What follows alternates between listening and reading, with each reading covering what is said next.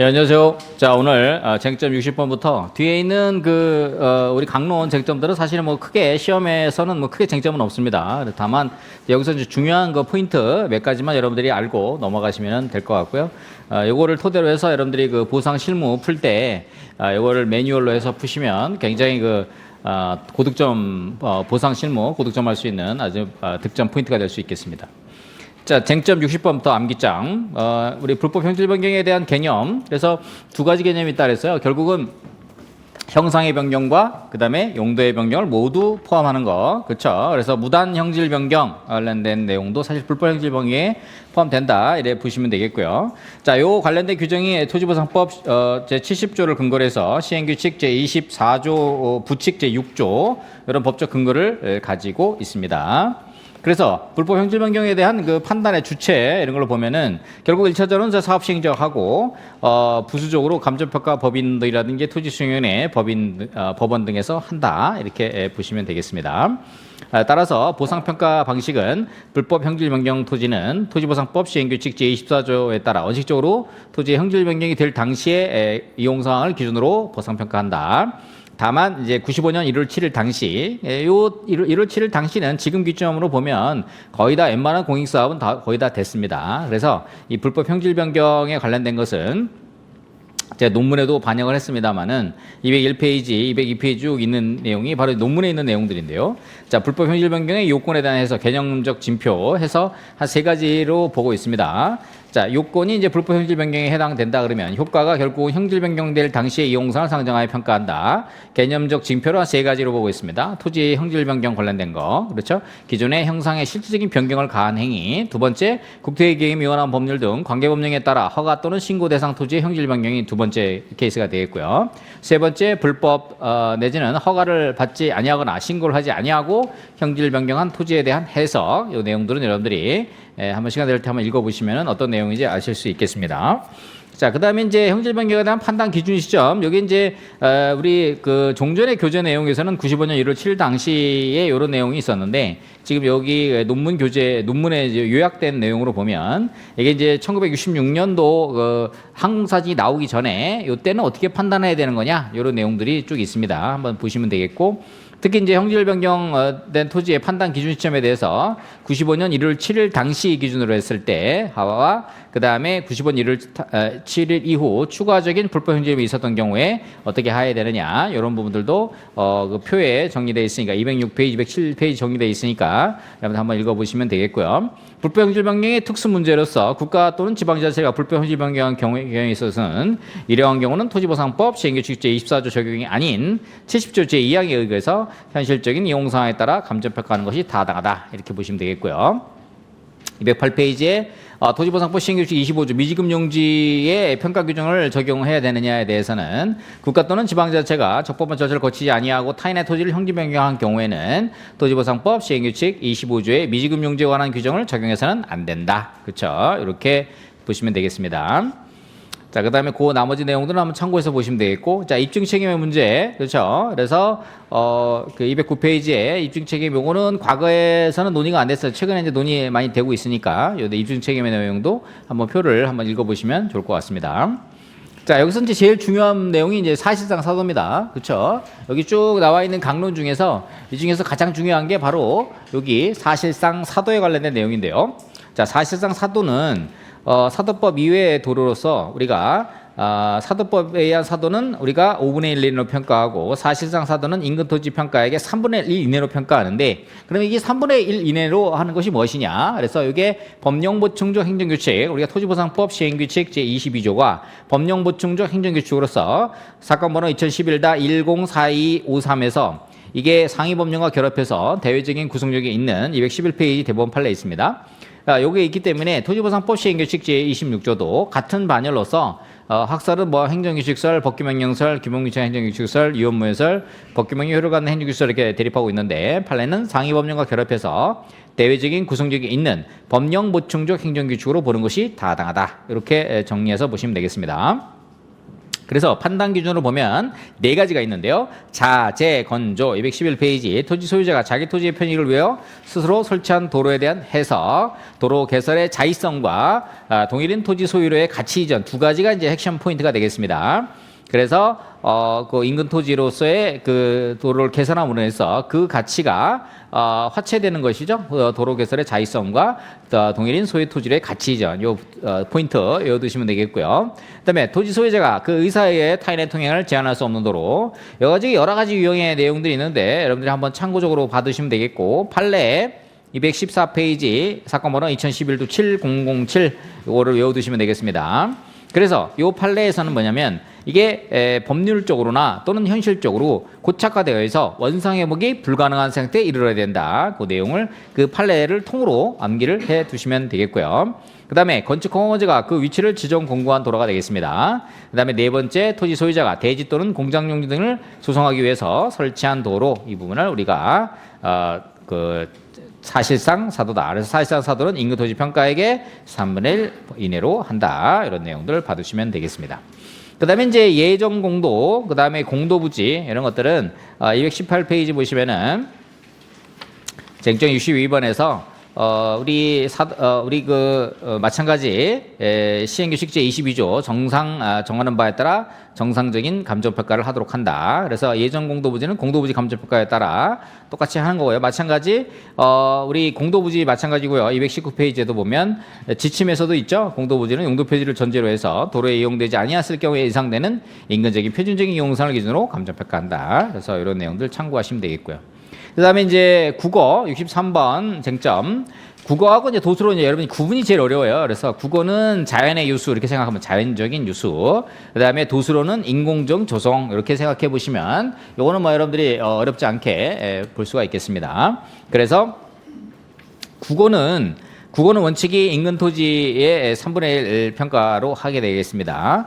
그래서 3분의 1 평가한다는 것이 국어가 되면은 그 소유자가 누구인지 자기 편익에 이용되는지 등에 관계없이 인근 토지의 3분의 1 이내로 하게 되는데 그 국어를 감액하는 이유에 대해서는 국어를 감액하는 이유는 국어 가치가 여기 어디 있냐면 222페이지 보시면 국어의 가치가 인근 토지의 가치에 화체되기 때문이 아니라 국어는 대부분 물이 높은 곳으로부터 낮은 곳으로 흐름에 따라 자연스럽게 형성되고 국어와 관련된 토지의 합리적인 이용을 위한 상관관계가 성립되어 소유권을 행사하여 그 국어를 임의로 폐쇄시키거나 변경시키는 것이 금지되는 등 여러 가지 제한이 부과되므로 인근 토지 비하에서 어떻게 돼요? 감액 평가하는 것이 타당하다. 이렇게 보는 것입니다.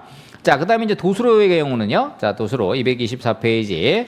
도수로 부지는 도수로 이용되지 않았을 경우에 예상되는 인근 지역의 표준적인 이용상을 기준으로 감정평가하는데 감액평가하지 않는 이유가, 그쵸? 자, 전용 가능성이라든지, 그 다음에 도수로는 인근 토지 가치 화체되지 않기 때문에 도수로는, 그쵸? 예상되는 인근 지역의 표준적인 이용상을 기준으로 감정평가한다. 이 정도 알아두시면 되겠습니다.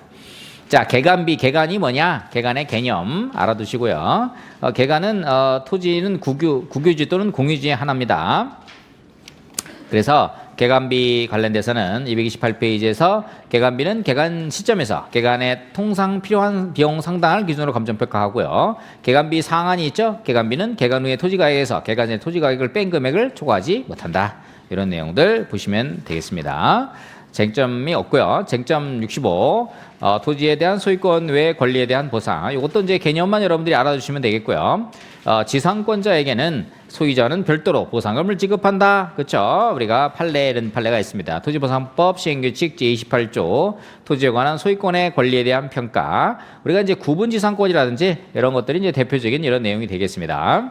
네, 참고해서 보시면 되겠고요. 그다음에 이제 오염토지 보상평가. 여기 이제 최근에 핫 이슈가 되고 있습니다. 233페이지에서 오염토지 보상평가에 관련돼서는 토지보상법 시행규칙 제25조 소음 등으로 233페이지 소음 등으로 인한 대상물건의 가치 하락분에 대한 감정평가에서 감정평가법인 등은 소음, 진동, 1조 침해 또는 환경오염 등으로 대상물건의 직접적인 또는 간접적인 피해가 발생하여 대상물의 가치가 하락한 경우 그 가치 하락분을 감정평가에는 소음 등이 발생하기 전에 대상물의 가액 및 원상회 비용을 고려하여야 한다 해서 감점평가 실무기준 670-2.3 소음 등으로 인한 대성물 가치하락분에 대한 감점평가에서 두 번째 있죠. 가치하락분에서 관련 법령에 따른 소음의 허용 기준, 원상의 고급 비용 및 스티그마 효과, 그렇죠. 스티그마 등을 고려하여 일시적인 소음 등으로 인한 가치하락 및 정신적인 피해 등 주관적 가치하락은 제외하는데 다만 가축 등 생명 등의 피해는 가치하락에서 포함할 수 있다. 이런 내용이 있습니다. 그래서 오염토지 부동 보상평가 방법에 대해서는 개별적으로 우리가 공시지가 기준법에 있어서 그러한 토양 오염이 될 당시의 이용성과 비슷한 토지의 표준지 공시가를 기준으로 감정한다, 감점평가한다 이런 내용이 있습니다. 그래서 토양 정화 대상이 되었거나 예상되는 경우 이런 것들을 반영하도록 하고 있고요. 만약에 토양 정화 비용 및 상당히 토지 가액을 초과하는 경우에 있어서는 자 김원보 회장님 연구자료에서는 실질적인 가치가 없는 것으로 표시한다. 즉 감점평가란에 실질적인 가치가 없는 것으로 표시한다 해서 감점평가액을 0으로 표시한다는 의미다. 이런 내용이 기재되어 있습니다. 그래서 그거 참고해서 보시면 되겠고요. 자, 우리가 잔여지 가치 67 쟁점 67번 가격 가치 감소 공사비 우리가 이제 토지보상법 73조, 74조에서 잔여지 취득 보상에 관련된 내용인데요. 자, 이런 것들은 우리가 기본적으로 법상의 잔여지에 대한 요건 이런 부분들을 잘 분석을 할 필요가 있겠고 잔여지 가치 감소에 대한 것이 어떤 것이냐, 즉 밑에 판례 보시면 잔여지를 종래 목적 사는 것이 가능한 경우에도 잔여지 가치 감소를 보상할 수 있다. 그래서 실체적 가치 감소가 발생해야 되고요.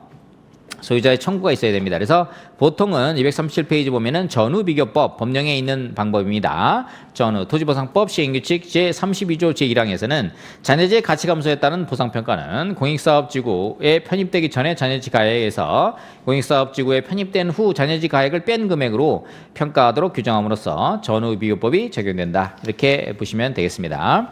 그 다음에 이제 공사비 보상 뭐 이런 내용들 참고하시면 되겠고요. 잔여지 취득 보상평가 사실상 이거는 이제 잔여지 취득이 어떤 것이냐 종래 목적에 사용하는 것이 현재에 곤란한 것이 어떤 경우냐 이에 대한 해석을 여러분들이 정확하게 알아두실 필요가 있는 내용이 되겠습니다. 239페이지 보면은 세 번째, 잔여지를 종래 목적으로 현재에 곤란한 경우. 종래 목적이라는 것은 수용 재결 당시에 당의 잔여지가 현실적으로 사용되어 있는 구체적인 용도를 의미하고 사용하는 것이 현재에 곤란할 때라 하면 물리적으로 사용하는 것이 곤란한 경우는 물론 사회적 경제적으로 사용하는 것이 곤란한 경우게 된 경우, 즉 절대적으로 이용이 불가능한 경우만이 아니라 이용은 가능한데 많은 비용이 소요되는 것도 포함한다. 그래서 이런 경우에도 종래 목적에 사용하는 것이 현재의 곤란한 경우에 포함된다. 이렇게 보시면 되겠습니다.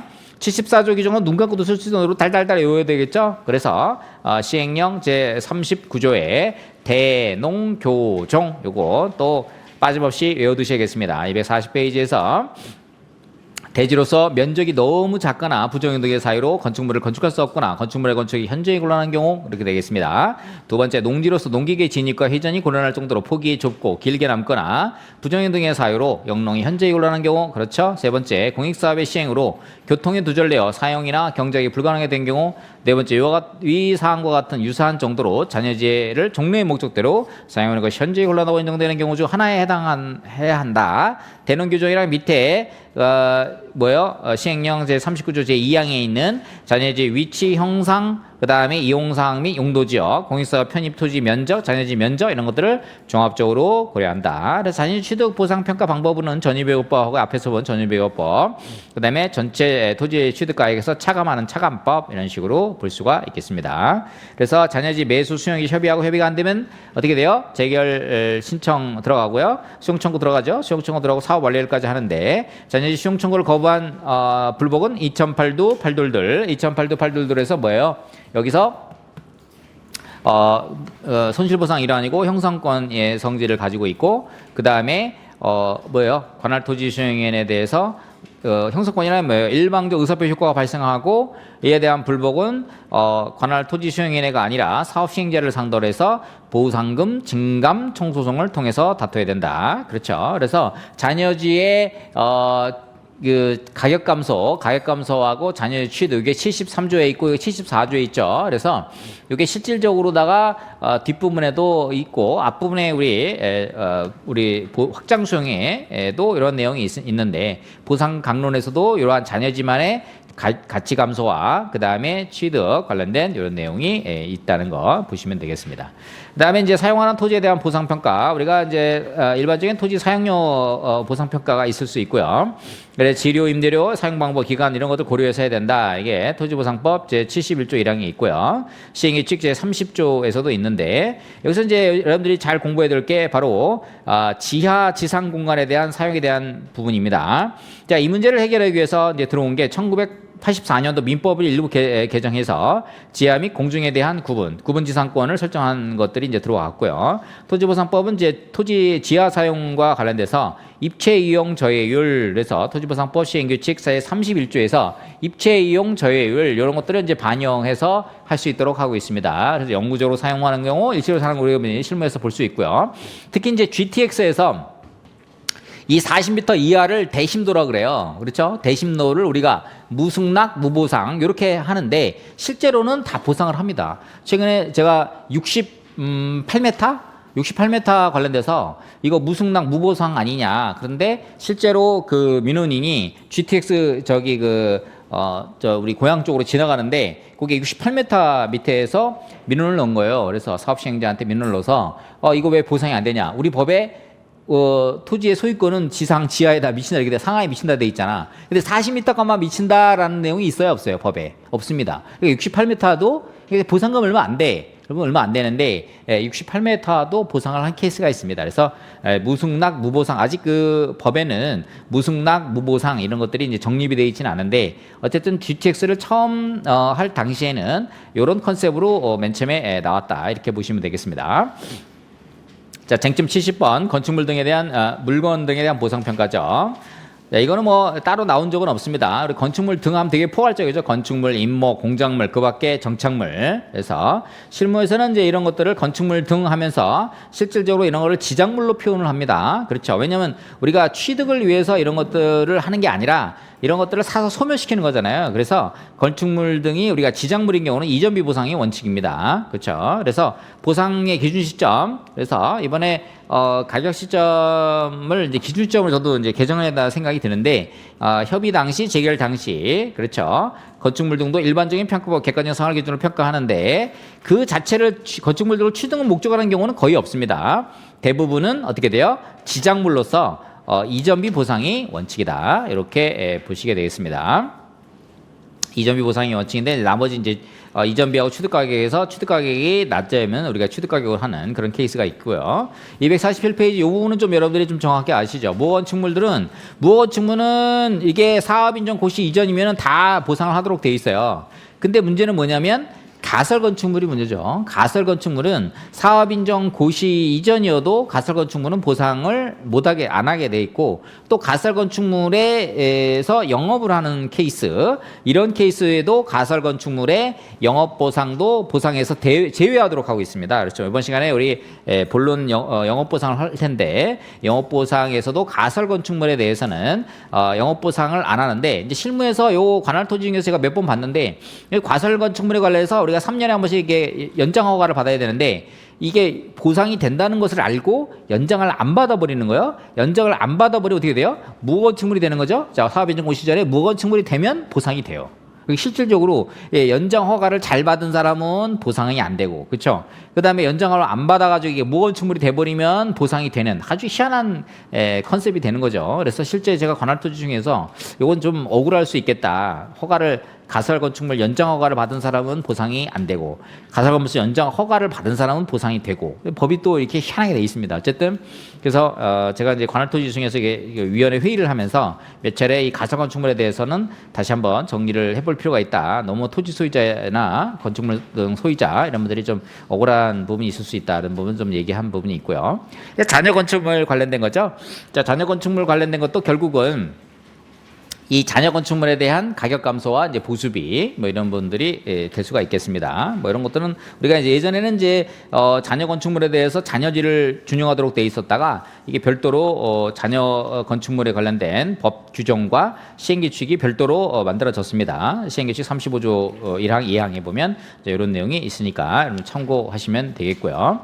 자, 그다음에 이제 공작물에 대한 부분이죠. 공작물 관련된 부분들도 시행규칙 제 36조 2항에서 이런 부분들이 있으니까 참고하시면 되겠고, 수목에 관련된 거죠. 수목에 관련된 것도 우리 시행규칙에 있는 40조 규정에 시행규칙 40조에서 그룹별로 하고, 만약에 안 된다 그러면은 우리 표본 추출 방식으로 단서 조항에 있습니다.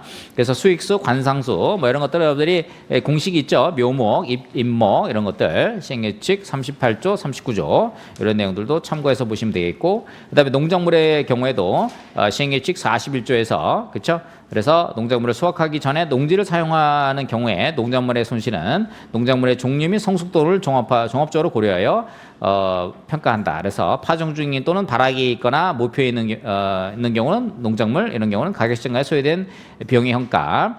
그다음에 제2호에서 1호의 농작물에 대해서는 예상 총수입의 현가에서 장래 투하병의 현가를 뺀 금액 이런 내용들이 있습니다. 그래서 이거 좀 참고해서 용어들 좀 익숙한 내용들 한번 보시면 좋을 것 같고, 그다음에 광업권하고 어업권은 토지보상법 시행규칙 43조 광업권에 관련된 내용이죠.